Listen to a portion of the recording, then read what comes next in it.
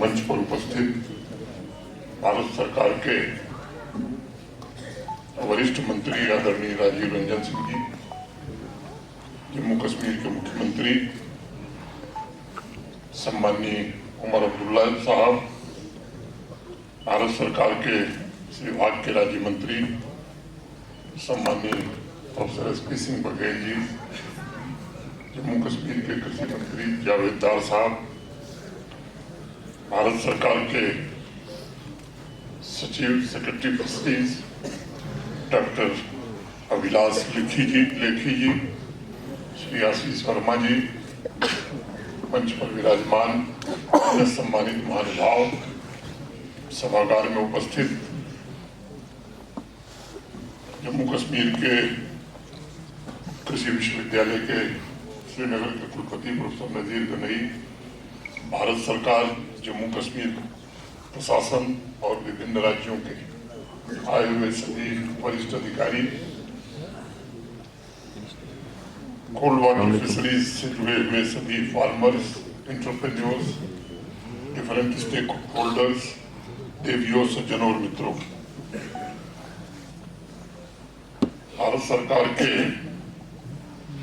द्वारा आयोजित इस कोल्ड वाटर फिशरीज के राष्ट्रीय सम्मेलन में उपस्थित होना मेरे लिए अत्यंत गर्व और प्रसन्नता का विषय है और भारत सरकार के वरिष्ठ मंत्री आदरणीय राजीव रंजन सिंह जी का मैं हृदय से आभार व्यक्त करना चाहता हूं, जिन्होंने इस सम्मेलन के लिए जम्मू कश्मीर को चुना और केवल चुना नहीं बल्कि आने के पहले अनंतनाग में एक क्लस्टर भी स्वीकृत किया 100 करोड़ रुपए की लागत से। इसके लिए मैं उनको बधाई देता हूं।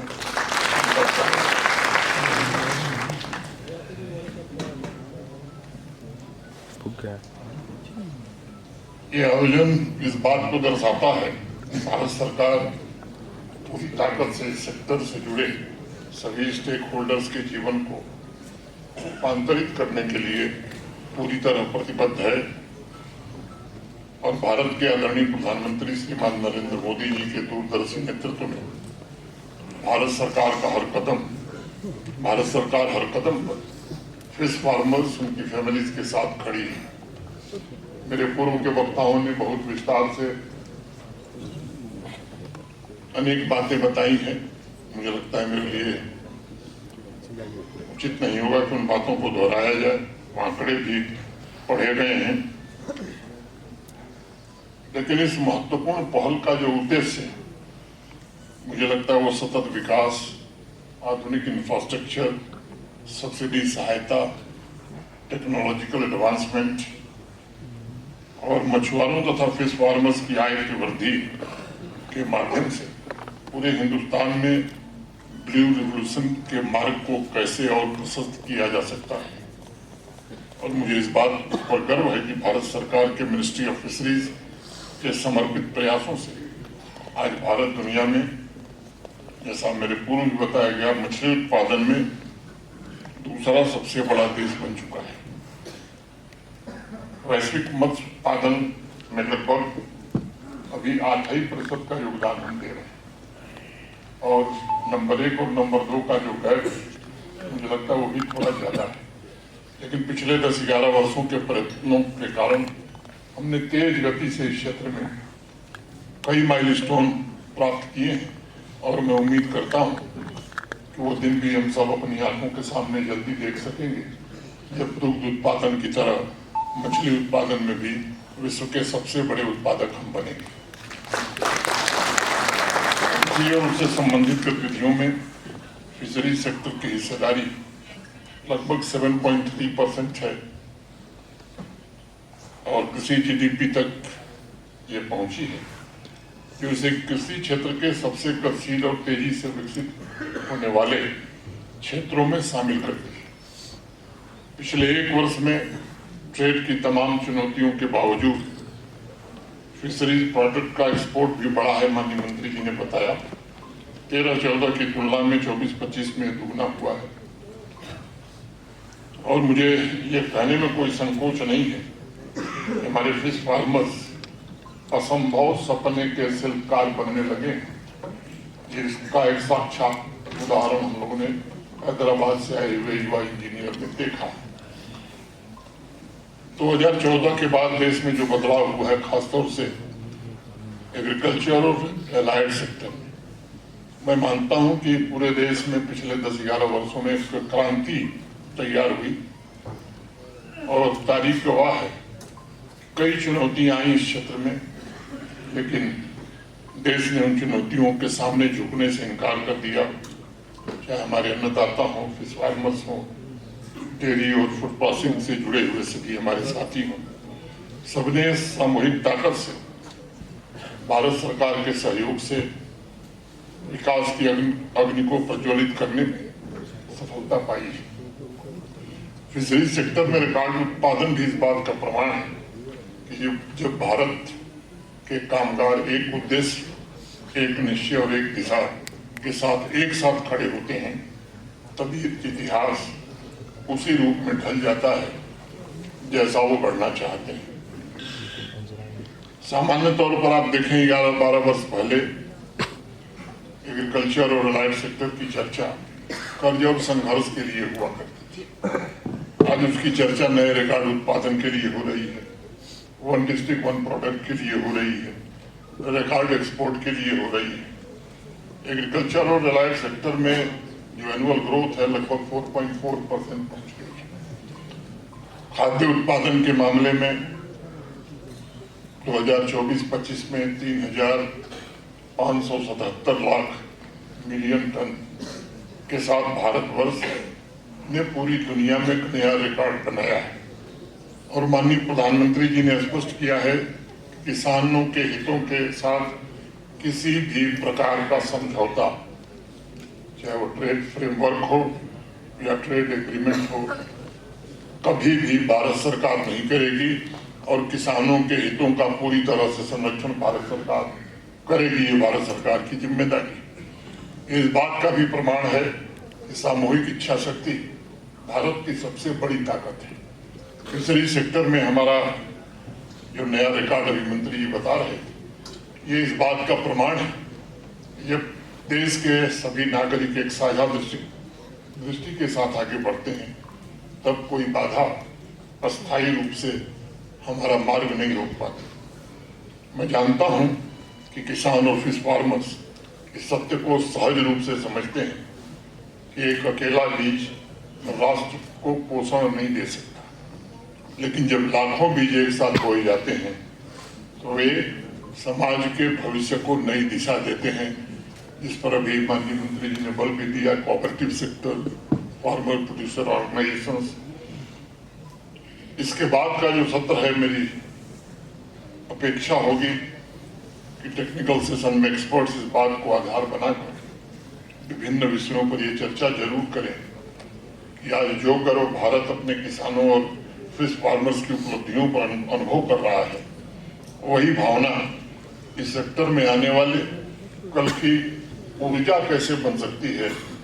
और इसमें सभी स्टेक होल्डर्स को technology, marketing, value addition, branding के अपने अनुभव के द्वारा, जैसा भारत सरकार के सचिव महोदय ने बताया कि हम आने वाले दिनों में फिश फार्मर्स के लिए एक SOP जारी करेंगे। आप सब जानते हैं कि कोल्ड वाटर फिशरीज का केंद्र मुख्यतः हिमालयी और उप हिमालयी क्षेत्र है,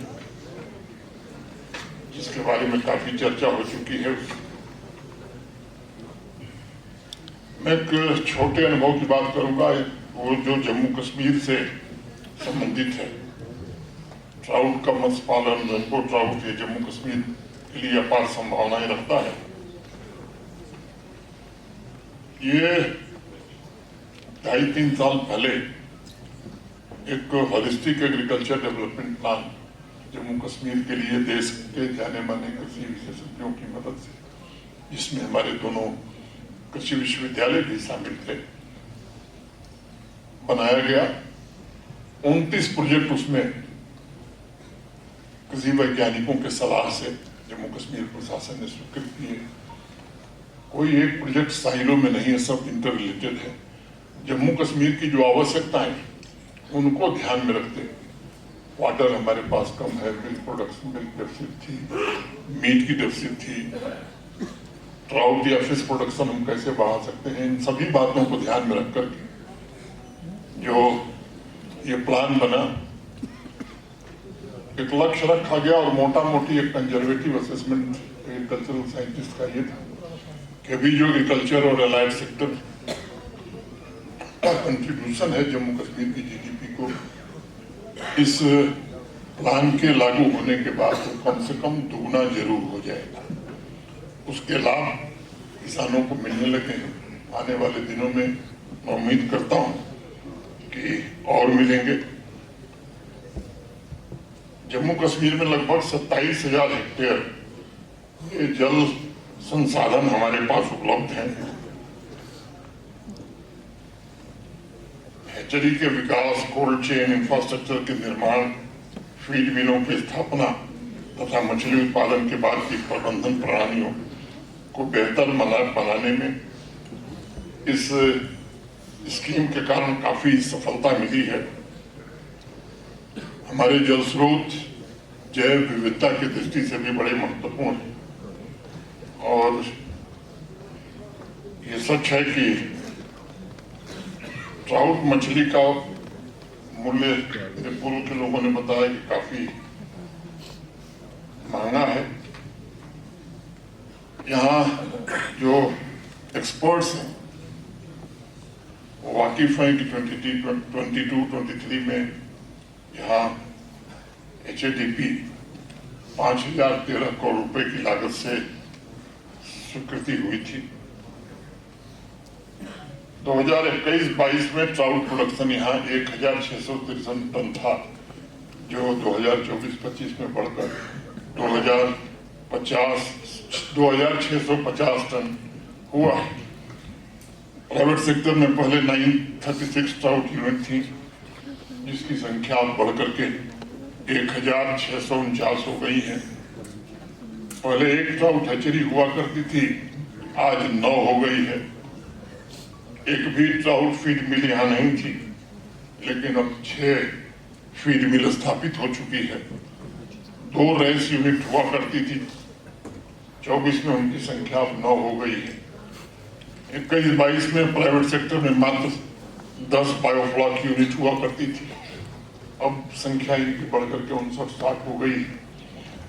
तो ये सुनियोजित प्रयासों का परिणाम है कि देश के सभी कोल्ड वाटर राज्यों में ट्राउट उत्पादन के मामले में जम्मू कश्मीर ने भी अपनी एक विशेष पहचान और जगह बनाई है और मैं उम्मीद करता हूं कि भारत सरकार की सहायता से वो अपना वाजिब स्थान भी जम्मू कश्मीर जरूर प्राप्त करेगा।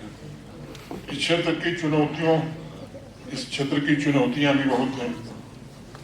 पूर्व भी जिक्र किया गया क्लाइमेट चेंज, पानी के तापमान में वृद्धि, पानी की कमी, देसी प्रजातियों की धीमी वृद्धि तथा मछलियों के स्वास्थ्य से जुड़े जोखिम। इस पर जरूर हम उम्मीद करेंगे कि आने वाले सत्र में आप